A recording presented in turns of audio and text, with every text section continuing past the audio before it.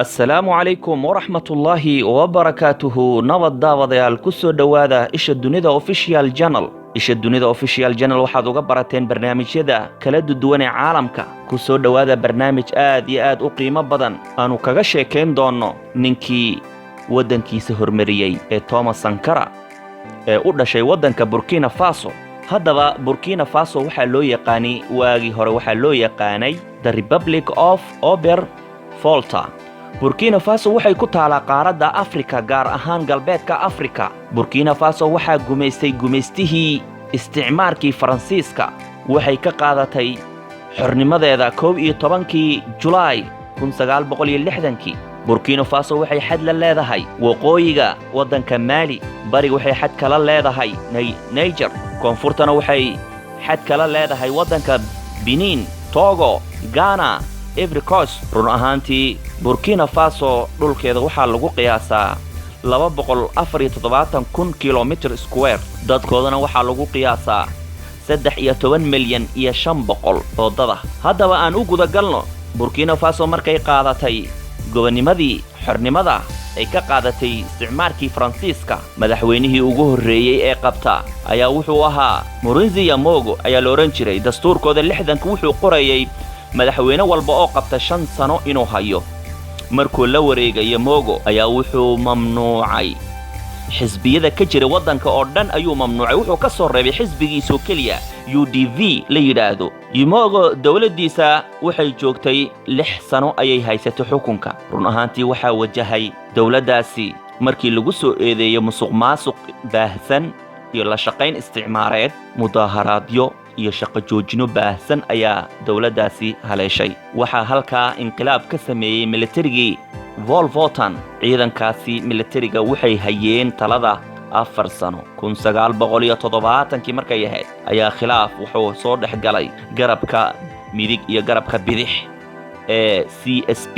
hogaamiyaha garabka bidixda ee Captain Thomas Sankara waa ninka ujeedada aan u soo qaadanay taariikhdan aanu kaga hadli doono waa Thomas Sankara. Thomas Sankara goormuu dhashay? Thomas Sankara wuxuu dhashay 22 December 1949. run ahaantii waxaa loo magacaabay ra'iisul wasaaraha wadanka 1983. kadib inqilaab kadib 4 sano ayuu hayay wadankaasi asigoo da'diisu jirto 34 jir ayuu dalkii la wareegay.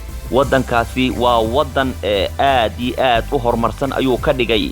Thomas Sankara waa nin aad iyo aad u qabtay wadankiisa waxqabad la taaban karo. waxqabadkiisa laguma soo koobi karo halkani. run ahaantii kelmad caan baxday oo lagu yaqaanay oo ku yidhi inkastoo kacdoonada shakhsiyaadka la dili karo ma dili kartid fikradaha, ayuu yidhi kelmad oo ku caan baxday Burkina Faso.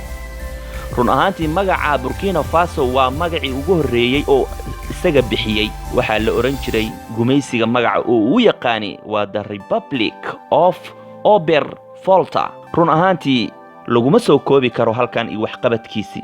Thomas Sankara run ahaantii waxaa ka mid ahaa waxqabadkiisi wuxuu dhisay 350 iskuul iyo wadooyin iyo qadka tareenka mara. kaalmo shisheeyana kuma dhisin ee wuxuu ku dhisay dakhliga wadankiisa gudihiisa ka soo baxa. run ahaantii waxaa kale la xusi karaa Thomas Sankara inuu wadankiisa ku hormariyay. wuxuu kordhiyay 60% wuxuu kordhiyay akhriska iyo qoraalka.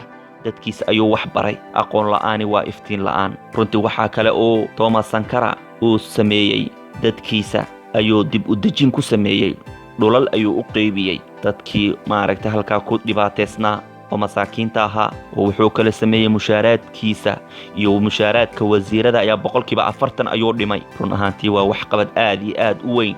wuxuu cudurka jooniski iyo jadeecada uu ka talaalay 2.5 milyan oo caruur ah. run ahaantii waa nin Afrikaana oo waxqabadkiisa muuqda. wuxuu talaalay ama oo beeray 10 milyan oo geed ayuu beeray. runtii nin Afrikaan oo intaan qabtay iminka taariikhda laguma xusin. wuxuu wadankiisa ka saaray hay'adda lacagta adduunka IMF markuu arkay in ay ugu jirin dan inay sii joogto wadankiisa. run ahaantii madaxweynaha Thomas Sankara wuxuu madaxtinimada qabtay 1983 ilaa 1987 isagoo 8 soddon jir ayaa la dilay 15 Oktoobar 1987 xilli uu shir hogaaminayay. run ahaantii Thomas Sankara magaca uu u bixiyay Burkina Faso ilaa xilligan magacaas ayaa la isticmaalaa. runtii Soomaalida ama Afrikaanka miyay ku jiraan dad ka shaqeeya danta guud mise waxay yihiin dad ka shaqeeya dantooda gaarka ah? runtii Soomaalida dhexdeeda Afrikaanka waa laga heli karaa qof wadankiisa hormariya. tallaabooyinkan oo qaaday Thomas Sankara hadday isku dayaan ee qaadaan horumar ayay wadankooda gaarsiinayaan. ninka waxaa dilay military ayaa dilay. runtii markuu geeriyooday waxaa wadankii la wareegay nin la yiraahdo Blaise Compaoré, madaxweynaha Captain Thomas Sankara.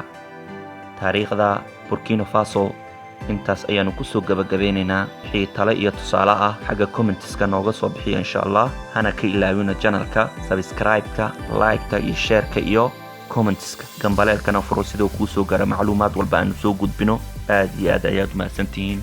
السلام عليكم ورحمة الله وبركاته. يوتيوب كان داونسان وايشة جديدة official channel فلا ندات كعصوتاي سبسكرايب سارة لايك شير and comments والمحسن